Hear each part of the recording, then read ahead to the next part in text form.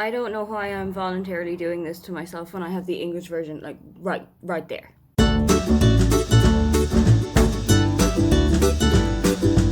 Hi, welcome. Come on in. My name is Aoife, and today I am going to be taking part in the Irish Readathon's 24-hour reading. But I'm not going to be doing it for the whole 24 hours because I am about 95 and I need some sleep.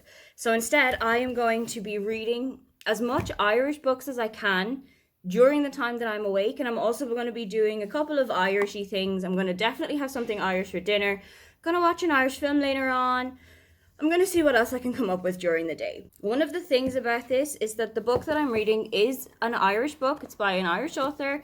It's by two Irish authors, actually, but it's in German. Something that I said I wanted to do for this year is I wanted to improve my German language skills. And one of the best ways that you can do that, apart from immersion learning and being in the country, is by taking in German media. So taking in songs that are in German, books, films, TV shows, reading the news in German, anything that can get you exposed to the language is a good thing. So I am going to read OMG Disa Aisling by Sarah Breen and Emer McLysa, the first book of the Aisling trilogy so far. I think they're working on a fourth one, but I'm going to read it all in German. I'm also armed with some sticky notes. In the event that I come across a word that I don't know, recognize, understand, and I can't get it from the context, what I'm going to do is I'm going to write the word out on the sticky note and put it into the page. At the end of every chapter, I'm going to go back, see what's on the sticky notes, and then do a little bit of translating. So after breakfast, it is going to be time to get started.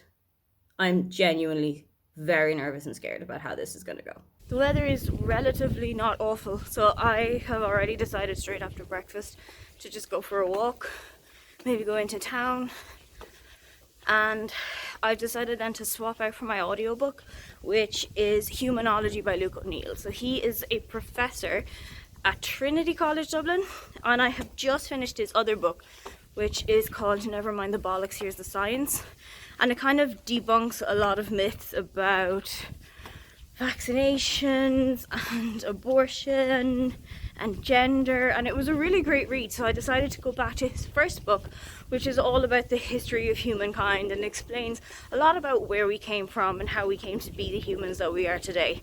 I'm actually really enjoying it so far, and I didn't think I would love it that much.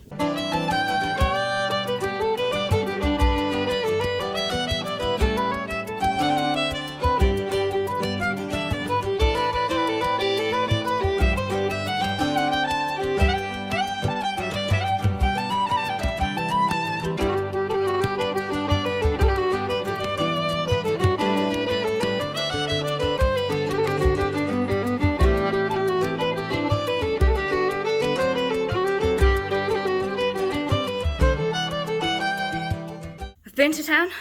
I've got everything that I needed to get. I'm home. So now there's no more excuses. I genuinely have to pick this up. Help me.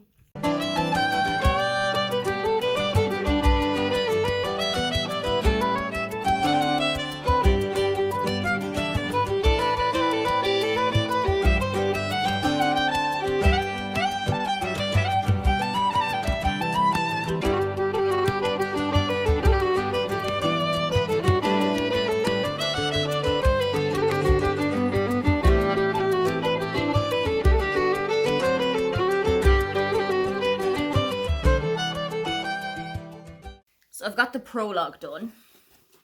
Every single page has a sticker. Every single page has a sticky note. That's normal, and I think I need to remind myself just how normal it is. Some have got more words on them than others, which I'm kind of impressed with, because there is quite a lot of the book that I'm understanding just from having read it before, figuring out context, words that I already know that I'm kind of figuring out what that means in this context already. I don't think I actually said what Aisling is about. So this is the first book in the series, and we're following Aisling, who is about 28, 29, and she comes from a very small country village in Ireland, and she's your very typical country girl in an Irish village. So I'm pretty sure she works in a pensions company. She goes back home to visit her parents every weekend. She's very close with her parents. Her boyfriend, whose name is John, he plays GAA, which is one of our national sports. So he's a hurler. That's the one that you probably would have seen with the sticks. And at the start of the book, Aisling is gunning for the ring. She is absolutely waiting for John to get down on one knee and to propose to her. So that is quite a lot of what the book is about when the question never comes. I was wondering when this would happen, or if at all, and it's happened. I haven't needed to put a single post-it note on this page. Am I fluent yet? Love this for me. I've said it before, and I will say it again. Reading sprints are very much my saving grace when it comes to reading. I feel like I'm not reading if I'm not doing a reading sprint. I don't know what it is.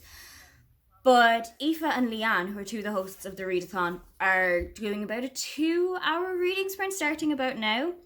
So I'm going to jump on in and try and get a little bit more done. So I'm on page 24, which isn't bad when you consider that I am reading in my third language, making notes and doing translations in my head.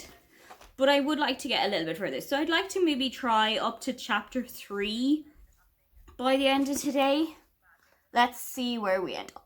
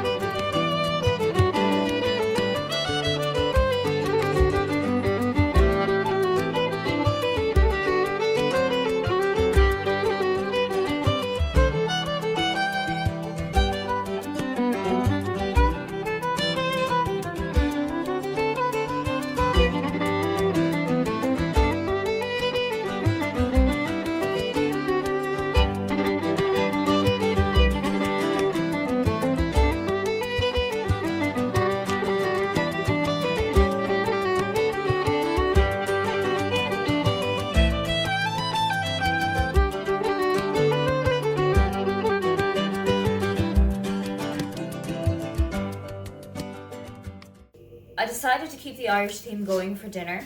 I had that decided with kind of like a couple of days anyway. So I'm going to make a spice bag.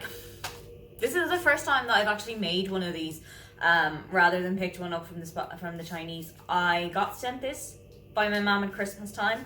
So I'm going to do the entire thing from scratch. That means I've got chips in the freezer that are waiting. I'm going to do my own breaded chicken, and I am slightly concerned as to whether this is going to be as good as what I'm used to.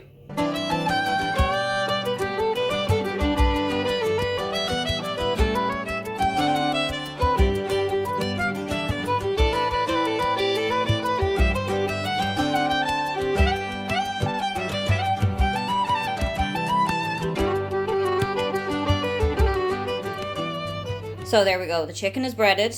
I have got chips ready to go. That is going to go into the oven at about 180 for maybe 30-35 minutes, and then we're going to see from there.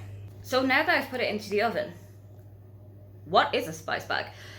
Spice bags are something that you can get in a Chinese takeaway in Ireland. It comes in a brown paper bag, hence the name, and you have got chips in it, you have got chicken, breaded chicken, peppers, onions, chili, and there's also a mix of spices. I'm not entirely sure what the mix is, but I think it's somewhere around the lines of Chinese five spice, chili, there's probably a bit of garlic in it, and then it all just kind of gets mushed together, shaken up, and it is amazing.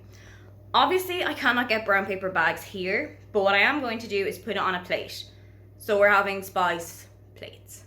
So in the 30 minutes that it's going to take for the chicken to cook, I could, clean up here a little bit. I could make my bedroom a little bit cleaner. I could tidy up there. Or I could read. That sounds more fun. I'm going to go read.